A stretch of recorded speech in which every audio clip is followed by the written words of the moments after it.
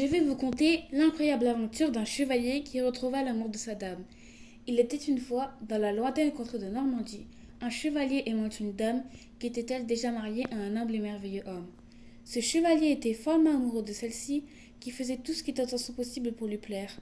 Au bout d'un certain temps, la dame décida de lui adresser la parole.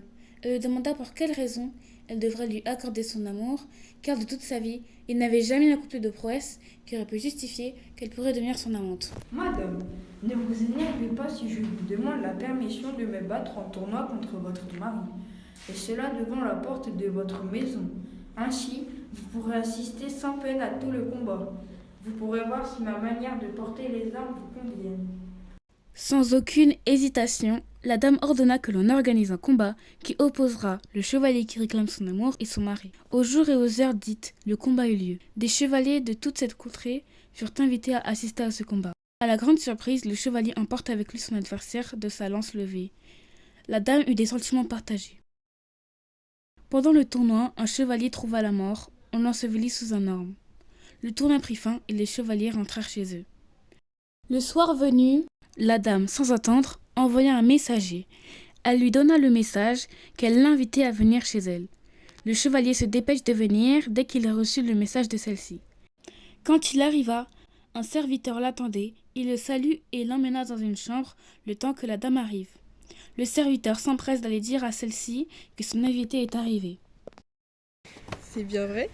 Oui, madame, au nom de Dieu. Eh bien, je m'y rendrai dès que mon mari sera couché. Va vite, ne perds pas une minute. Va dire à ce chevalier de s'en aller immédiatement. Je pense que je vais rentrer chez moi. Il commence à se faire tard.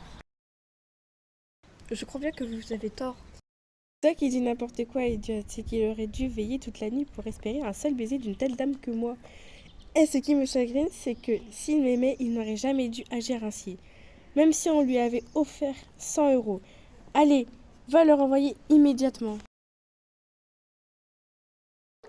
Le chevalier lui trouva le temps long, il décida de s'endormir. La dame revint et vit qu'il dormait encore. Elle ne chercha pas à le réveiller, elle s'en va et appela son serviteur. Vous voilà, madame. Approchez, vous en avez mis du temps. Vous m'avez salué pour rien, Seigneur. Vous allez apprendre une drôle de nouvelle. C'est ma maîtresse qui m'a envoyé ici. Elle est couchée à côté de son mari. Elle me charge de vous dire de ne plus avoir l'audace ou l'importance de vous trouver à aucun lieu où elle pourrait être présente. Je vais vous le dire, vous n'aurez pas dû vous endormir. Là, vous aviez la chance d'attendre une si noble dame que ma maîtresse, si belle et si brillante, dont la délicatesse et le mérite n'ont pas d'égal. Mademoiselle, sur ma vie, j'ai mal agi, c'est vrai, mais je vous prie en toute générosité de me donner la permission de me rendre où madame est couchée avec son mari. Sachez bien que je n'ai jamais désiré rien d'autre que cela. Ma foi, je vous l'accorde volontiers. Content, il se précipite dans la chambre de la dame. Le mari qui l'avait remarqué écartilla les yeux pour mieux le voir. Le chevalier ne bougea pas d'un pouce. Qui êtes-vous? Que faites-vous là?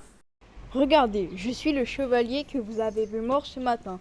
Vous devez bien vous en souvenir. Dame, si vous êtes irrité, fâché ou en colère envers ce chevalier, pardonnez-lui, je vous en conjure. Que cette âme s'en aille d'ici. Je n'en ferai rien. Vous vous tourmentez pour rien. Car il ne s'agit que de fantômes ou d'une autre bête qui vient nous terroriser la nuit. Mais je n'en crois rien. Surtout, n'en doutez pas, monseigneur. Je crois en Dieu et en sa mère. Par la foi que vous devez au Saint-Père, chevalier, d'où viennent la colère et la rancœur de cette dame envers vous. Monseigneur, je suis une âme en peine, et mon âme ne sortira jamais d'ici, tant que cette dame qui est couchée à vos côtés ne m'aura pardonné. Si elle le veut, j'ai une seule faute, une seule que j'ai commise de mon vivant. Que le Dieu du ciel vous accorde honneur, joie et richesse. Priez-la pour qu'elle me pardonne, puisque je viens de vous dire la raison de ma venue ici. Vous serez pardonné, chevalier. Je ne veux pas vous faire souffrir davantage. Merci ma douce amie, je n'en demande pas plus.